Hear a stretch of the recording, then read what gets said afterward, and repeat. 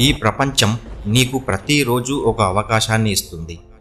కానీ నువ్వు ఆ అవకాశాన్ని ఎలా ఉపయోగించావన్నది నీ జీవిత దిశను నిర్ణయిస్తుంది. ఈ జీవితాన్ని ఒక సవాల్గానే చూడాలి. కానీ గమనించు, కొడితే ఏనుగు కుంభస్థలాన్ని కొట్టు, పిచ్చుక గూళ్ళని కాదు. అది ఎందుకంటే పిచ్చుక గూళ్ళను కొడితే ధూళి ఎగురుతుంది, కానీ ఏనుగు కుంభస్థలాన్ని కొడితే గర్జన మొదలవుతుంది.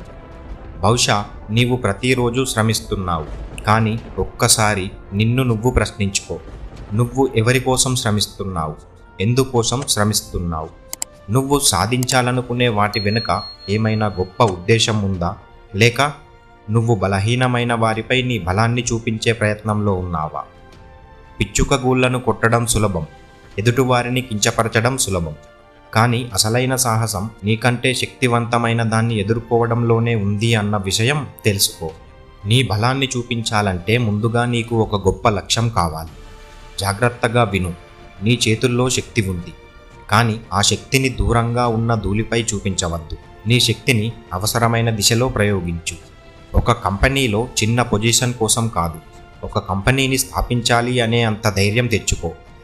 సామాజిక మాధ్యమాల్లో ఎవరి మీద పడితే వారి మీద కామెంట్ చేయడం కాదు, ప్రపంచాన్ని మార్చే ఆలోచనలతో ముందుకు సాగు. నువ్వు గట్టిగా కొడితే పడే ప్రతి దెబ్బకి ఒక అర్థం ఉండాలి. ఈ సమాజంలో చాలామంది విజయం కోసం పోరాడుతున్నారు, కానీ వారిలో కొంతమంది మాత్రమే చరిత్రలో నిలుస్తారు. ఎందుకంటే వాళ్ళు కొట్టింది ఎనలేని లక్ష్యాన్ని, వాళ్ళు ఎదిగింది ఎదురైన సవాళ్ల మధ్య. పిచ్చుక గూళ్ళను కొట్టేవాడికి ధైర్యం అక్కర్లేదు, కానీ ఏనుగు కుంభస్థలాన్ని కొట్టాలంటే అది ఓడిపోతుందన్న నమ్మకం కావాలి. ఎలా అంటే ఒక్క అవకాశం వస్తే నువ్వే రాజవుతావన్నంత ధైర్యం కావాలి. నీ ప్రయాణంలో నీ పాదాలు ఎక్కడ పడుతున్నాయో చూసుకో. నువ్వు ప్రయాణిస్తున్న దారిని జాగ్రత్తగా పరిశీలించు. అది నీ విలువను పెంచే మార్గమా, లేక ఇతరులను తక్కువ చేసి నిలబడే స్థలమా? ఎప్పుడు కూడా నీ శక్తిని చిన్న విషయాలపై వృధా చేయవద్దు. వివాదాలపై నీ సమాధానం మౌనం కావచ్చు, కానీ నీ ప్రయత్నం మాత్రం పర్వతాలను కంపించేలా ఉండాలి. నువ్వు బిగించే ప్రతి పిడికిలికి ఓ పరమార్థం ఉండాలి.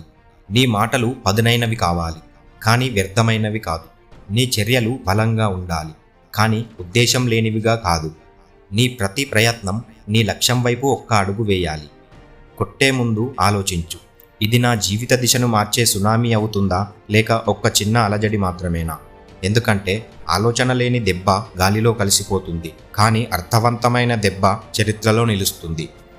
నువ్వు లక్ష్యాన్ని ఎంచుకో, కానీ అవి గాల్లో తేలేవి కాదు, భూమిని కంపించేలా ఉండాలి.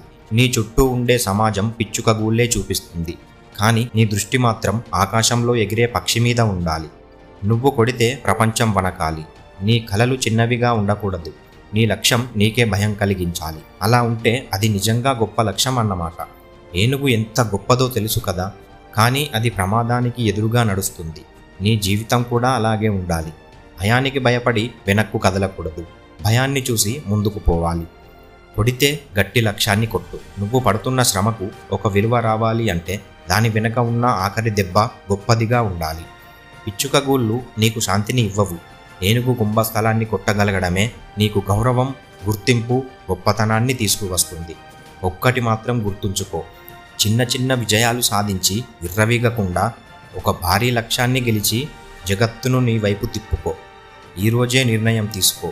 ఇంకా ఈ చిన్నవాటి కోసం సమయాన్ని వృధా చేయకుండా నీ గొప్పతనాన్ని లక్ష్యాలపై చూపించు. కొడితే కొట్టు, కానీ ఏనుగు కుంభస్థలాన్ని కొట్టు. ఈ వీడియో మీకు నచ్చినట్లయితే ఈ వీడియోకి లైక్ చేసి మన ఛానల్ని సబ్స్క్రైబ్ చేసుకోండి. మరియు మీ ఫ్రెండ్స్ అండ్ ఫ్యామిలీతో ఈ వీడియోను షేర్ చేయండి.